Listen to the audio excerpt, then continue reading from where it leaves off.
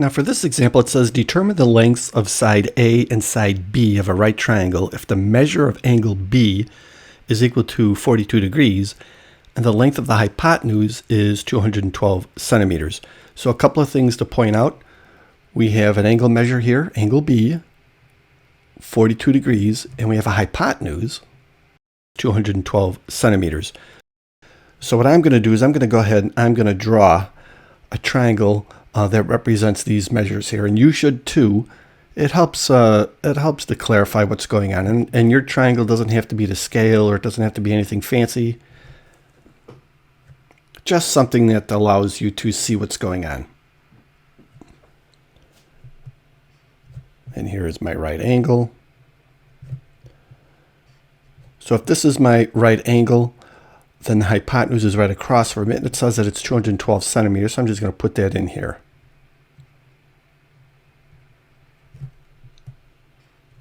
So this obviously is known as C, and this is and the hypotenuse is labeled as the side length as C.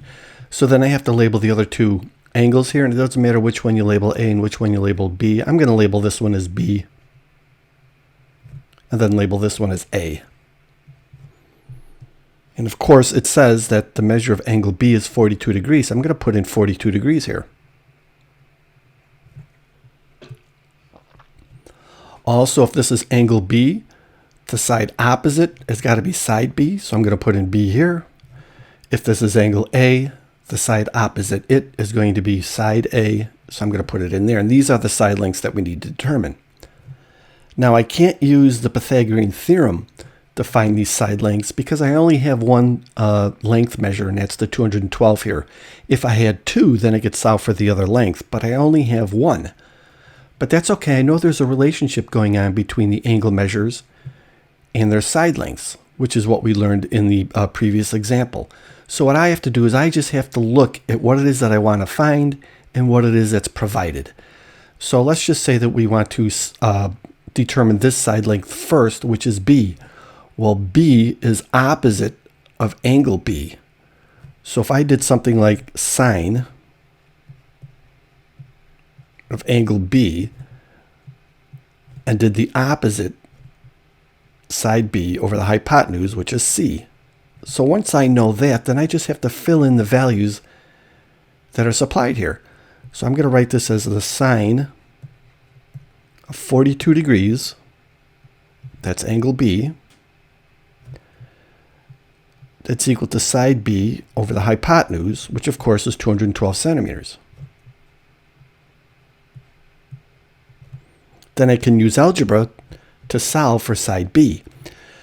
Now the sine of 42 degrees, that might not look like much to you, but that is a measure, that is a value. What exactly is that? Well, this is where I'm going to use my calculator. I'm using the TI-30, but your scientific calculator, or any scientific calculator, should have a sine key. Mine is right here. A cosine key. And then a tangent key.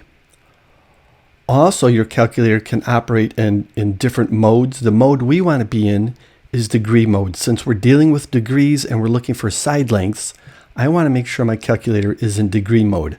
Now, I don't know if you could see this right here, but there should be an indicator to tell you what type of mode that your calculator is in. Right now, mine is not in degree mode.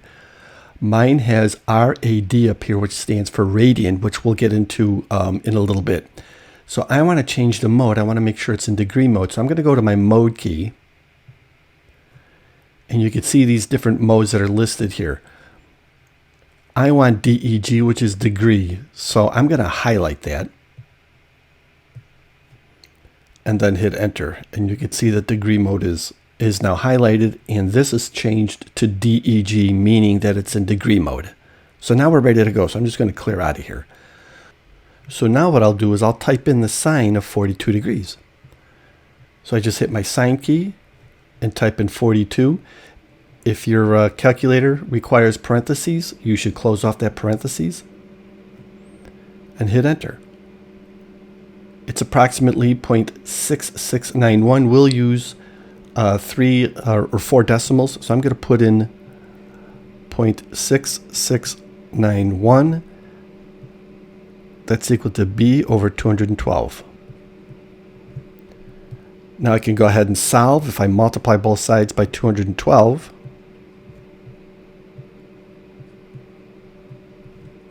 then these will cancel. Then b is approximately equal to, and I take 212 and I multiply that to this, or what I could do is I could just say times. Don't forget the a and s, that means the last answer. That's what happens for my calculator, times 212. So that comes out to be 141.86. So that's the measure of b.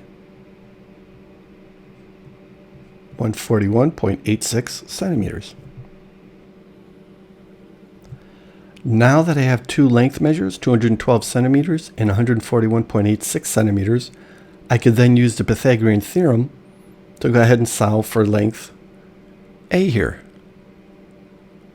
So maybe we'll do that just for the heck of it. So then A is going to be equal to the square root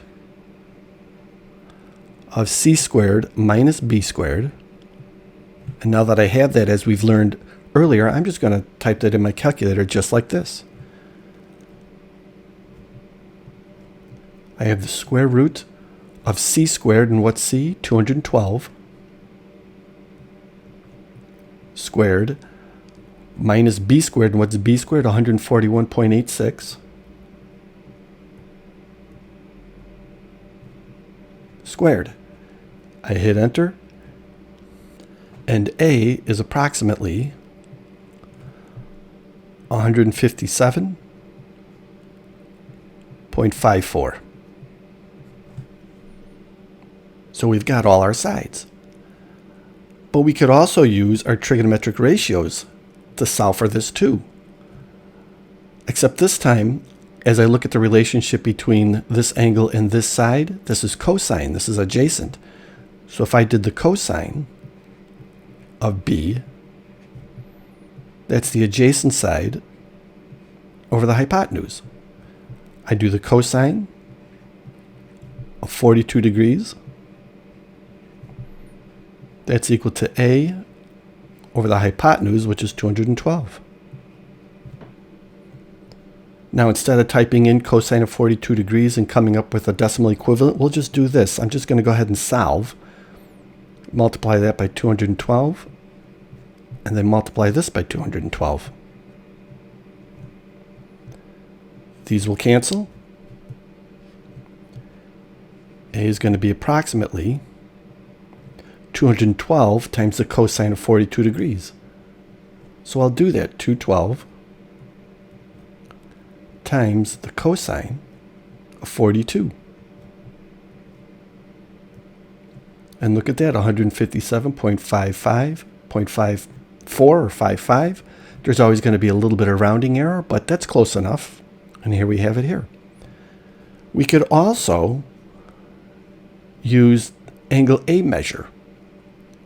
If this is 42 degrees and this is 90 degrees, we know that the sum of the angles of any triangle has got to equal 180 degrees. So the measure of angle A is 48 degrees. So once I know that, I can use that angle measure to help solve for these sides.